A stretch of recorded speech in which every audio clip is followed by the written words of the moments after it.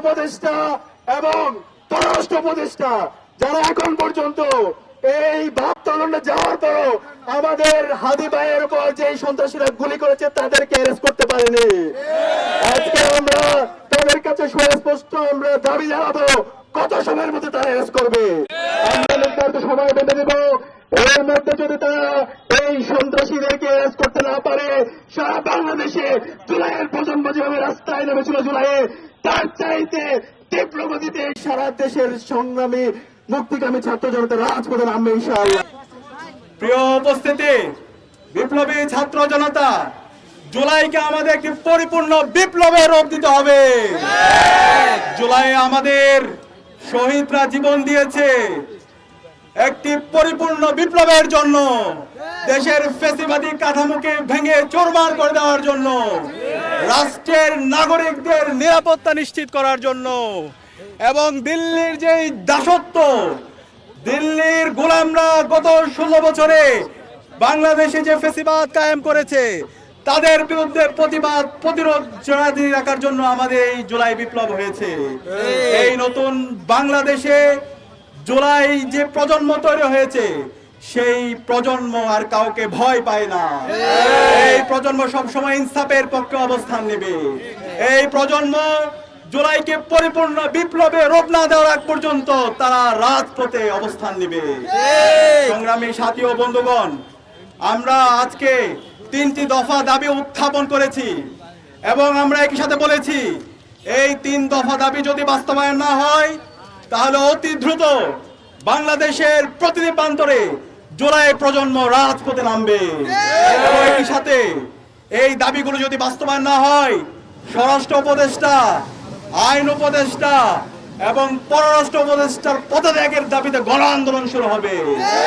আমাদের দাবিগুলো সাংবাদিক বন্ধুদের মাধ্যমে সারা দেশের মানুষের মাঝে আমরা পাঠ করছি।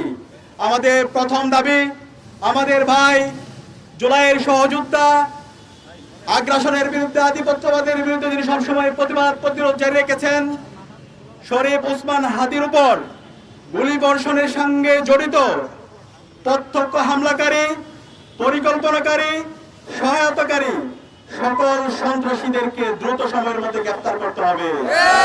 একই সাথে গোয়েন্দা সংস্থা সহ রাষ্ট্রের সকল সংশ্লিষ্ট অর্গানকে দ্রুত জবাবদিহিতার আনতে হবে। একই সাথে যাদের গাফলতি প্রমাণিত হবে তাদের বিচারের মুখোমুখি করতে হবে। একই সঙ্গে যারা হামলায় সমর্থন জুগিয়েছে, হাদি ভাই এবং জুলাই বিপ্লবীদেরকে যারা হত্যাযজ্ঞ করেছে, সেই কালচারাল ফ্যাসিস্ট চক্রের বিরুদ্ধে সম্পূর্ণভাবে বয়কট করতে হবে। আমাদের এই কালচারাল ফ্যাসিস্ট চক্র আমাদের ভাই ওসমান শরীফ হাদি ভাইকে হত্যাযজ্ঞ করেছে এবং জুলাই প্রজন্মকে হত্যাযজ্ঞ করেছে। এই কালচারাল ফ্যাসিস্ট চক্রের বিরুদ্ধে আমাদের সামাজিকভাবে বয়কট করার জন্য বাংলাদেশের সবাইকে আহ্বান করছি।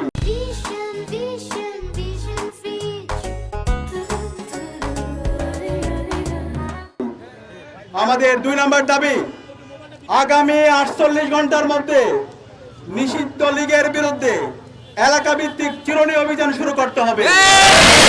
নিষিদ্ধ ঘোষিত সংগঠনের বিভিন্ন স্তরের সকল সন্ত্রাসীদেরকে গ্রেফতার করতে হবে এবং সব ধরনের অবৈধ অস্ত্র উদ্ধার করতে হবে।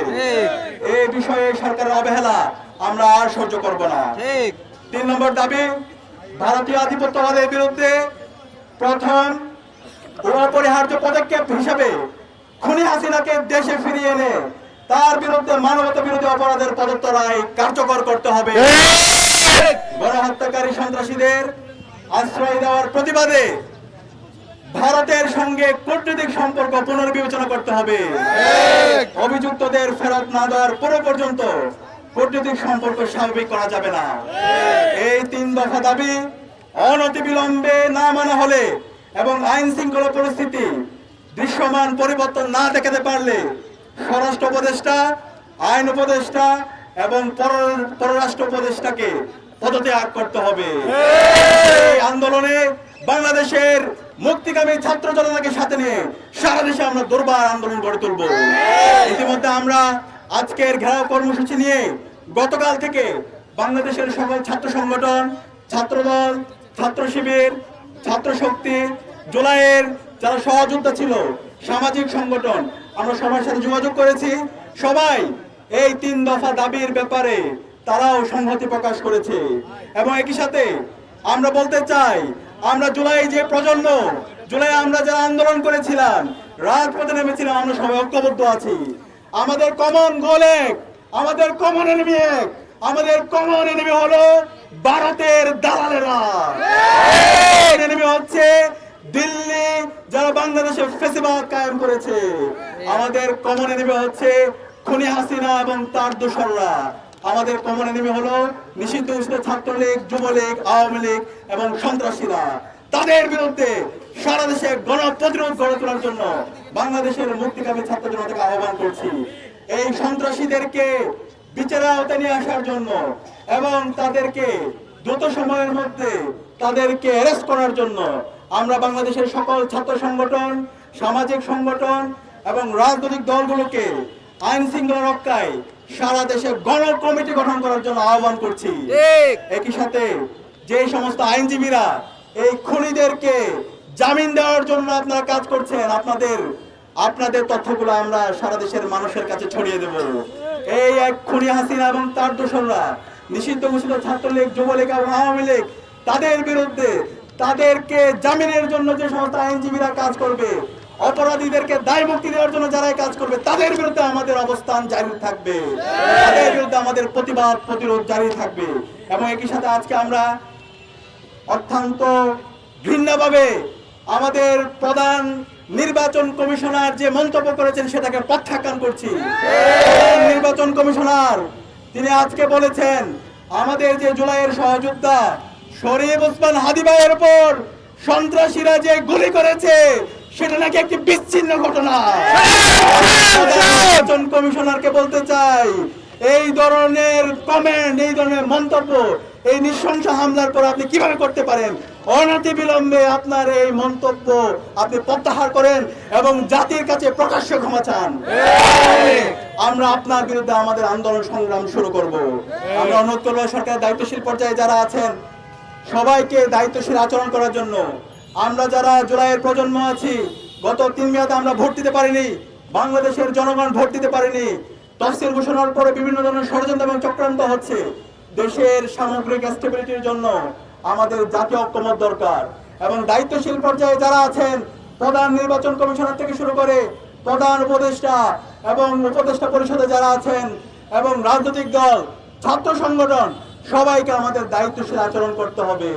এবং আমি বিশ্বাস করি জুলাইয়ে আমরা যেভাবে ঐক্যবদ্ধ হয়েছিলাম, সেই ঠিক একইভাবে আমাদের এই আজকের স্বাধীন বাংলাদেশে আমরা ঐক্যবদ্ধভাবে জুলাইয়ের শহীদদের আকাঙ্ক্ষার আলোকে একটা ইনসাফ ভিত্তিক বাংলাদেশ আমরা বিনির্মাণ করতে পারবো ইনশাআল্লাহ।